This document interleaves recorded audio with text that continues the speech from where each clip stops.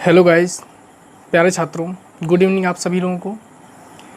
HM coaching centre के YouTube channel में मैं प्रद्युम्न सर आप सभी लोगों का हार्दिक स्वागत अभिनंदन करता हूं। प्यारे छात्रों, कैसे हैं आप सभी लोग? आई होप आप लोग ठीक होंगे। और आज मैं फिजिक्स की एक दूसरी सीरीज लेकर आया हूं।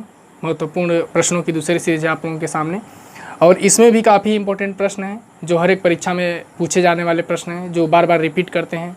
चाहे वो आईएएस का पेपर हो, चाहे पीसीएस का पेपर हो, कोई भी पेपर हो, उसमें ये सारे प्रश्न आने वाले हैं, ठीक है। और ये ऐसे प्रश्न हैं जो रन करते हैं, चाहे कोई भी पेपर हो उसमें ये प्रश्न रन करने वाले हैं, ठीक है। और कंपटीशन के क्षेत्र में एक बात का तो बहुत ही बेहद ध्यान रखना पड़ता है कि हम क्या पढ़ें क्या ना पढ़ें। ये बात बहुत ज़रूरी होती है कि आप क्या पढ़ रहे हैं क्या नहीं पढ़ेंगे, ठीक है। क्योंकि यही एक टेक्निक होती है तैयारी करने की कि आप उसी को पढ़िए जो परीक्षा की दृष्टि से काफ़ी महत्वपूर्ण है। और ये चीज़ आप तभी सीख पाएंगे जब आप प्रैक्टिस करेंगे। प्रैक्टिस करने के लिए आप एक प्रैक्टिस सेट खरीद लीजिए जो अच्छा वाला प्रैक्टिस हो। चाहे आप आरआरबी की तैयारी कर रहे हो तब, पुलिस की तैयारी कर रहे हो तब, आप प्रैक्टिस सेट जरूर खरीद लीजिए, क्योंकि किताबों का सहारा लेना बहुत ज़रूरी होता है। ऐसा नहीं कि आप केवल वीडियो के माध्यम से तैयारी कर पाएंगे, लेकिन आपको किताब लेना बहुत ज़रूरी है, ठीक है। तो चलिए हम लोग टॉपिक को शुरू करते हैं, लेकिन उससे पहले यदि आप लोग चैनल पर नए हैं तो चैनल को सब्सक्राइब कर लें और बेल आइकन को दबा लें और ऑल पर क्लिक कर लें, जिससे हमारी अगली वीडियो आपको प्राप्त हो सके, ठीक है। तो चलिए क्लास को चालू करते हैं और देखते हैं कौन कौन से महत्वपूर्ण प्रश्न हैं।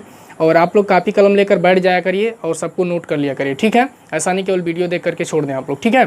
चलिए, पहला है आपका, इसमें देखेंगे आप, पहला प्रश्न है कि सोनार निम्नलिखित द्वारा प्रयोग में लाया जाता है। सोनार को निम्नलिखित द्वारा प्रयोग में लाया जाता है, ठीक है ना। सोनार एक प्रकार का देखेंगे तो वो यंत्र है जिसमें से पराश्रव्य तरंगे निकलती हैं आपका।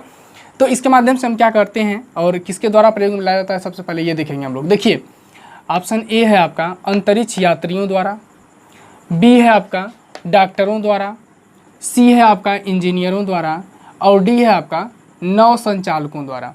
तो सोनार का प्रयोग किसके द्वारा किया जाता है? जैसे रेडार होता है आपका ना, उसी तरह सोनार भी होता है आपका। तो किसके द्वारा प्रयोग किया जाता है आपका, यही आपको बताना है। देखिए, और हाँ, इसमें जितने भी प्रश्न हैं आपके, इसकी मैं एक सीरीज बना दिया हूँ जिसमें सबको लिख दिया हूँ अच्छे से। और उस सीरीज़ में आप लोग देखेंगे, फिजिक्स की एक सीरीज है हमारे प्लेलिस्ट में, आप जाके वहाँ से पढ़ सकते हैं। बहुत सारे उसमें मैंने ये जैसे हाइग्रोमीटर हो गया, हाइड्रोमीटर हो गया, इन सबको मैं एक सीरीज में लिख करके दे दिया हूँ। अगर आप चाहेंगे तो उसको नोट कर लेंगे, याद कर लेंगे, ठीक है ना। चलिए शुरू करते हैं इसको। सोनार निम्नलिखित द्वारा प्रयोग में लाया जाता है। ऑप्शन ए है आपका अंतरिक्ष यात्रियों द्वारा, बी है आपका डॉक्टरों द्वारा, सी है इंजीनियरों द्वारा, और डी है नौ संचालकों द्वारा। तो देखिए, इसका जो ऑप्शन सही होगा ये ऑप्शन नंबर डी सही होगा आपका।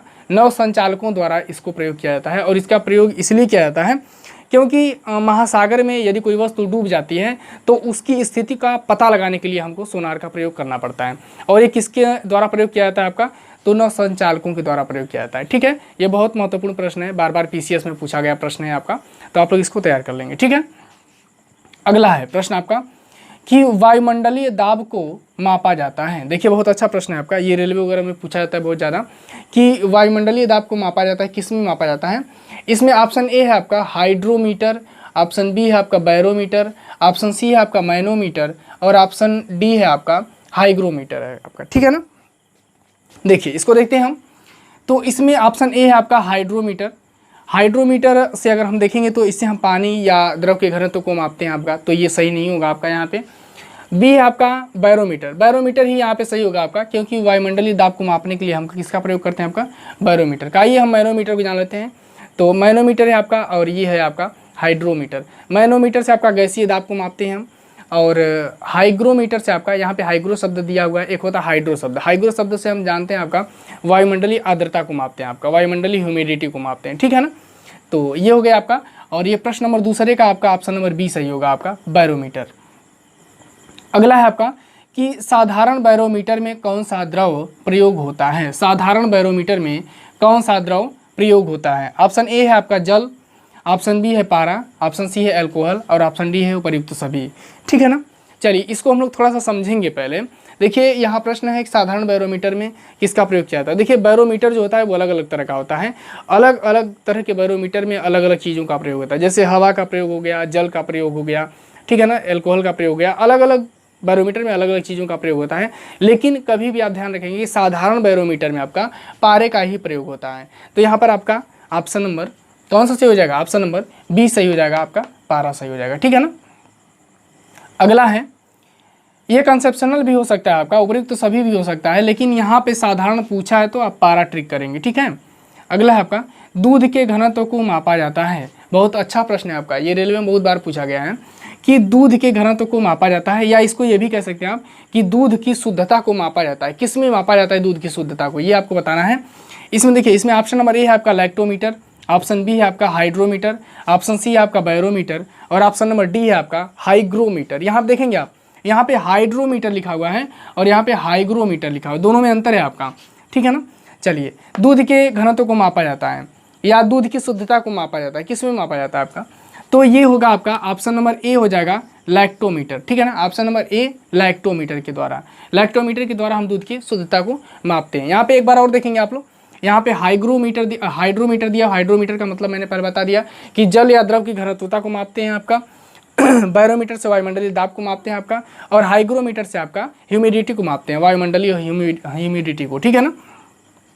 अगला है कि भूकंप की तीव्रता का मापन किया जाता है। बहुत अच्छा प्रश्न है आपका कि भूकंप की तीव्रता का मापन किया जाता है, किसमें किया जाता है? ऑप्शन ए है आपका रिक्टर पैमाने पे, ऑप्शन बी है आपका केल्विन पैमाने पे, ऑप्शन सी है आपका डेसिबल में, और ऑप्शन डी है आपका पास्कल में। किस में मापा जाता है आपको बताना है। चलिए बताएंगे आप लोग। देखिए, इसमें जो सही होगा ऑप्शन नंबर ए सही होगा आपका रिक्टर पैमाने पर, ठीक है ना। और केल्विन पैमाना भी दिया हुआ है जिसमें टेम्परेचर वगैरह को मापते हैं आपका, डेसिबल है जिसमें ध्वनि की आवृत्ति को मापते हैं हम, और पास्कल में आपका द्रव्य दाब को मापा जाता है, ठीक है ना। तो यहाँ पे जो ऑप्शन सही होगा आपका ऑप्शन नंबर ए सही हो जाएगा आपका। भूकंप की तीव्रता का मापन किया जाता है तो रिक्टर पैमाने पर किया जाता है आपका, ठीक है। अगला इसमें कि निम्न में भूकंप मापी यंत्र है। बहुत अच्छा प्रश्न है आपका कि निम्न में भूकंप मापी यंत्र है, ठीक है। तो ऑप्शन ए है आपका क्रैस्कोग्राफ हो गया, ऑप्शन बी है आपका सिस्मोग्राफ हो गया, ऑप्शन सी है आपका गीगर काउंटर हो गया, और ऑप्शन डी हो गया आपका रेन गेज हो गया। तो इसमें बताएंगे आप लोग कि कौन सा ऑप्शन सही होगा।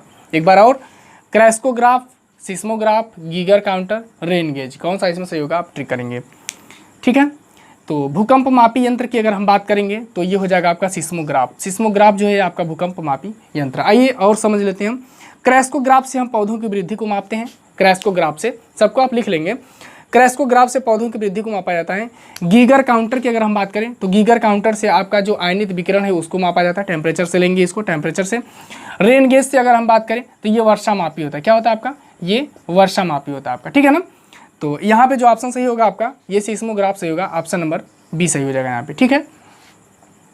अगला है कि फायदोमीटर का उपयोग किसे नापने में किया जाता है। बहुत अच्छा प्रश्न है आपका कि फायदोमीटर का उपयोग किसे नापने में किया जाता है। ऑप्शन ए है आपका भूकंप, ऑप्शन बी है वर्षा, ऑप्शन सी है समुद्र की गहराई, और ऑप्शन डी है आपका ध्वनि तीव्रता।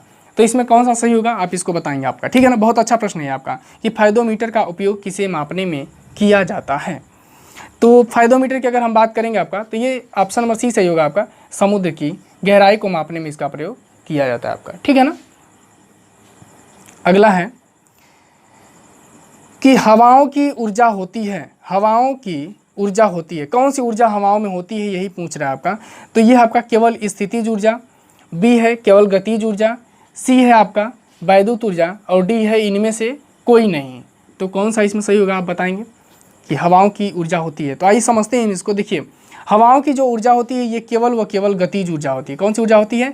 केवल व केवल गतिज ऊर्जा होती है, लेकिन इसको हम अलग अलग फॉर्म में बदल सकते हैं। जैसे वैद्युत ऊर्जा हो गया, ठीक है ना, यांत्रिक ऊर्जा हो गया, उसमें हम इसको बदल सकते हैं, लेकिन जो ऊर्जा होती है वो गतिज ऊर्जा होती है, इसलिए इसका ऑप्शन नंबर बी सही हो जाएगा आपका, ठीक है। ऑप्शन नंबर बी आपका सही हो जाएगा, यानी कि हवाओं की ऊर्जा होती है, गतिज ऊर्जा होती है, ठीक है।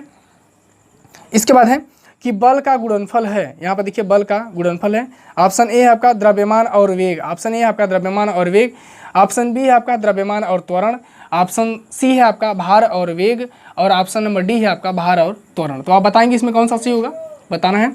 तो देखिए, बल का जो गुणनफल होता है यानी कि यह बराबर होता है यम ए, यम से होता है आपका द्रव्यमान और ए से होता है त्वरण। बल में होता है ना यफ बराबर एम ए, यानी कि यम से द्रव्यमान हो गया और ए से त्वरण हो गया। तो इसमें कौन सा ऑप्शन सही होगा आपका? ऑप्शन नंबर बी सही होगा, द्रव्यमान और त्वरण। बल का मात्रक न्यूटन होता है, जानते हैं आप लोग, बल एक सदिश राशि आपका, तो द्रव्यमान और त्वरण हो जाएगा, ठीक है।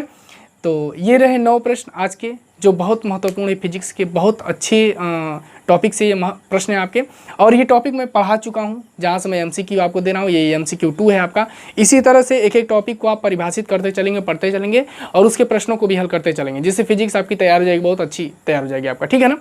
और ये जितने भी प्रश्न हैं इनको एक आप सीरीज बना करके नोट कर लीजिए सबको, और जितने भी मैं प्रश्न प्रोवाइड करूंगा सबको हम नोट करते चलिए, क्योंकि ये ऐसे प्रश्न हैं जो रन करते हैं हर परीक्षा में। और ऐसा नहीं कि अगर आप पुलिस की तैयारी करें तो PCS का नहीं दे सकते हैं। आई होप मैं बता दूं आपसे गारंटी के साथ कि यदि आप इन सभी प्रश्नों को हल करते चल रहे हैं, सॉल्व करके आप अपने पास रखते चल रहे हैं, याद करते चल रहे हैं, तो आप PCS की परीक्षा में भी बैठ सकते हैं, कोई दिक्कत नहीं है आपको, ठीक है ना। तो ठीक है, ये रहे फिजिक्स के आपके मैटर, जिसको आप लोग नोट कर लीजिएगा। और इसी के साथ मैं आप लोगों से बिता लेता हूं, लेकिन उससे पहले मैं एक बार फिर से कहना चाहूँगा कि यदि आप चैनल पर नए हैं और हमारी क्लास आपको अच्छी लगती है तो लाइक करिएगा, और चैनल पर नए हैं तो चैनल को सब्सक्राइब करिएगा और बेल आइकन को दबा लीजिएगा, जिससे हमारी अगली वीडियो जो हम बनाएंगे वो आपको प्राप्त हो जाएगी, ठीक है। तो हमको विदा दीजिए इसी के साथ, और आज की क्लास बस यहीं तक। धन्यवाद।